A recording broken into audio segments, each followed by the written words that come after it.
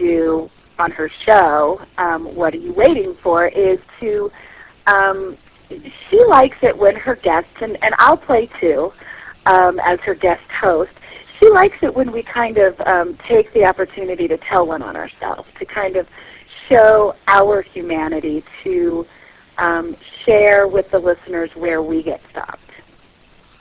And one of the things that I'll say is for me, I've recently made some really big changes in my life, in the area of work and in the area of relationship.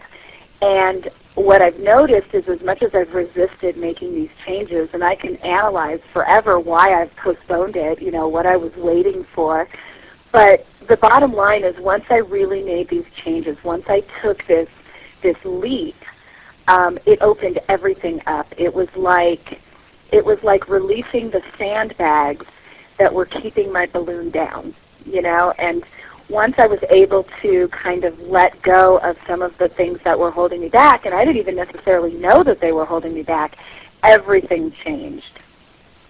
So I think that, you know, where I've gotten stopped in the past is, well, one thing I can say is I sort of look at life like a game. And the game I had been playing was Don't Fail, which is a limiting game because you can't take risks if the whole game is hinged on you're not failing. So and you've got to be holding your breath all the time. Like, exactly. Well, it's sort of like, you know, which is when I not a fun way to go ahead. move through life. I said, which is not a super fun way to move through life. Right, exactly. It's not a fun game. And it's a boring game because you really can't put yourself out there if everything is hinging on not failing. It's like skiing and having your game be don't fall.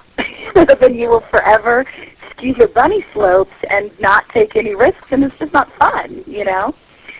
So for me, I changed my game. I changed my game to take action, to just go for it and take action. So suddenly failing wasn't the determining factor anymore. I could take action, fall flat on my face, and still win because I took action. So that was a pretty important piece. Yeah. Yeah.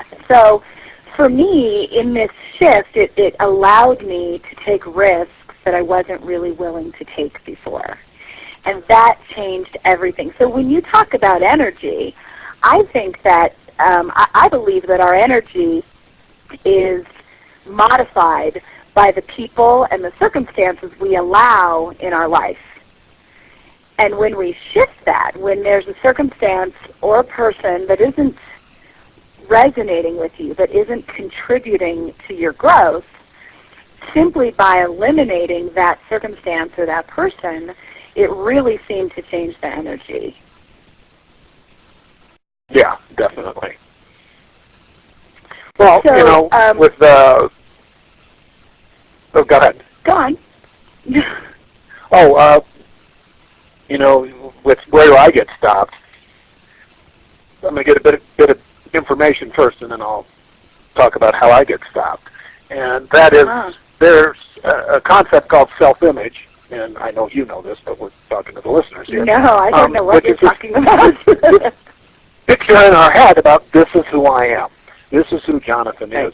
And it's like this huge, 2-foot-thick detailed instruction manual that says, this is who Jonathan is, and this is how he lives his life, and this is what he does here, and this is what he does there, and this is what he thinks about this.